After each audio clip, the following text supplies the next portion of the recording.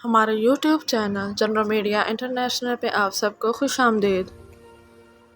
اگر آپ نے ہمارے یوٹیوب چینل کو سبسکرائب نہیں کیا تو کائنڈلی ہمارے یوٹیوب چینل کو سبسکرائب کر دیں اور بیل آئیکن پہ کلک کر دیں۔ راولپنڈی میں برطانیہ پلٹ فیملی سے ڈاکوؤں نے گن پوائنٹ پر 2400 پاؤنڈز 10 تولے زیور اور پاسپورٹ چھین لیا۔ متاثرہ فیملی اسلام آباد ایئرپورٹ سے آبائی علاقے گوجر خان جا رہی تھی۔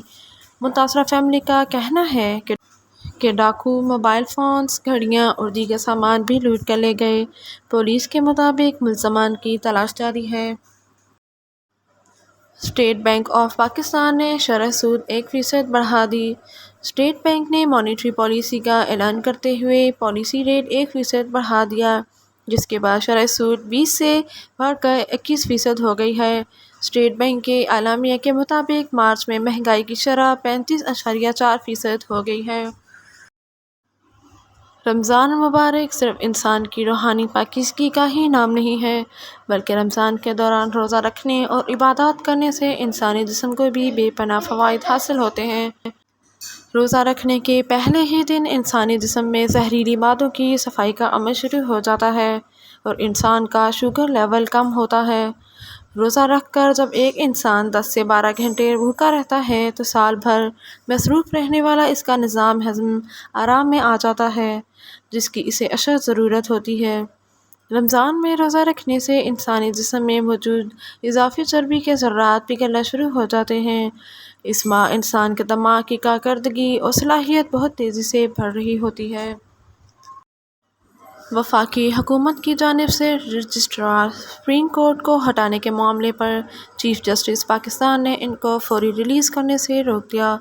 سپریم کورٹ کے چیف جسٹس عمر عطا بندیال نے رجسٹرار سپریم کورٹ کو فی الحال چارج نہ چھوڑنے کی ہدایت کی۔ واضح رہے کہ سپریم کورٹ کے سینئر جج جسٹس قاضی فائز عیسی نے رجسٹرار سپریم کورٹ عشرت علی کو خط لکھ کر انہیں فوری طور پر عہدہ چھوڑنے کا مشورہ دیا تھا۔ جاپانی ریسٹورینٹ نے کھانے کے معیار کو برقرار رکھنے اور ویٹنگ ٹائم کو کم کرنے کے لیے فیصلہ کیا ہے کہ مصروف اوقات میں ریسٹورینٹ میں آنے والے صارفین اپنا موبائل فون گھر پر رکھ کر آئیں، کیونکہ ان اوقات میں اسمارٹ فون استعمال کرنے پر پابندی عائد کی گئی ہے۔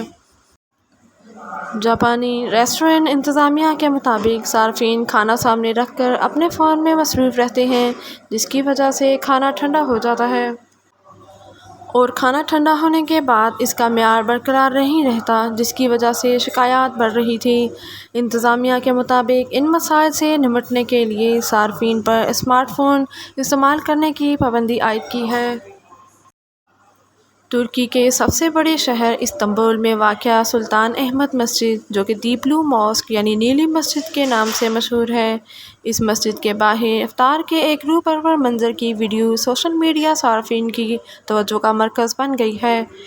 اس ویڈیو میں لوگوں کو بڑی تعداد میں سلطان احمد مسجد کے باہر افطار کرتے ہوئے دیکھا جا سکتا ہے، جبکہ ویڈیو کے بیک گراؤنڈ میں اذان مغرب کی آواز سنی جا سکتی ہے۔ واضح رہے کہ ترکی کی سلطان احمد مسجد معروف دی بلو ماسک کا شمار دنیا کی مشہور اور خوبصورت مساجد میں ہوتا ہے اور یہ استنبول کا ایک مشہور سیاحتی مقام بھی ہے۔ بحیرہ عرب میں 26 منٹ کے دوران زلزلے کے 3 جھٹکے محسوس کیے گئے۔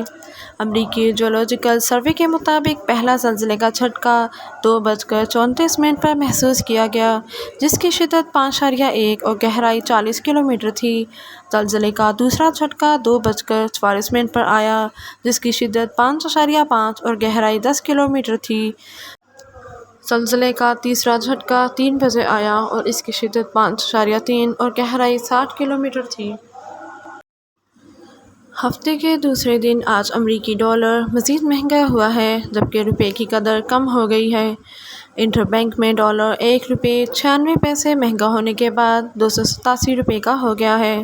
دوسری جانب اوپن مارکیٹ میں ڈالر 3 روپے 50 پیسے مہنگا ہو کر 291 روپے کا ہو گیا ہے۔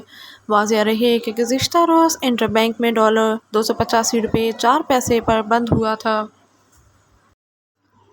وزیر اعظم شہباز شریف کے معاون خصوصی فہد حسین نے استعفیٰ دے دیا۔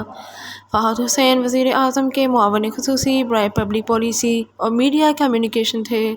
ذرائع کے مطابق وزیر اعظم نے فہد حسین کا استعفیٰ منظور کر لیا ہے۔ فہد حسین نے وزیر اعظم سے ملاقات میں ان کے لیے نیک خواہشات کا اظہار کیا۔ وزیر اعظم نے فہد حسین کو کہا کہ میں نے آپ کو ایک کمال کا انسان اور ٹیم پلیئر پایا، آپ کے مستقبل کے لیے میری نیک تمنائیں ہیں۔ ایلن مسک نے ٹوئٹر کا لوگو تبدیل کر دیا۔ ٹوئٹر کے سی ای او ایلن مسک نے جب سے ٹوئٹر کو خریدا ہے تب سے اس میں بڑی تبدیلیاں ہو رہی ہیں اور ان تبدیلیوں کا سلسلہ کہیں تھمنے کا نام ہی نہیں لے رہا۔ ایلن مسک کی جانب سے ٹوئٹر کا لوگو بدل دیا گیا ہے۔ اب سے صارفین کو نیلے کلر کی چڑیا کی جگہ ڈاگ نظر آیا کرے گا۔ Micro blogging website Twitter کی تاریخ میں سب سے بڑی تبدیلی ہوئی ہے۔ پاکستانی نژاد برطانوی باکسر عامر خان پر ڈوپنگ قوانین کی خلاف ورزی پر 2 سال کی پابندی لگا دی گئی۔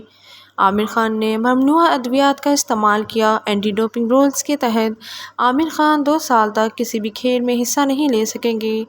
36 سالہ عامر خان پر پابندی اپریل 2024 میں ختم ہوگی۔ رپورٹس کے مطابق 2022 میں کے بروک کے ساتھ فائٹ کے بعد عامر خان کا ٹیسٹ کیا گیا تھا اور اس میچ میں شکست کے بعد عامر خان نے ریٹائرمنٹ لے لی تھی۔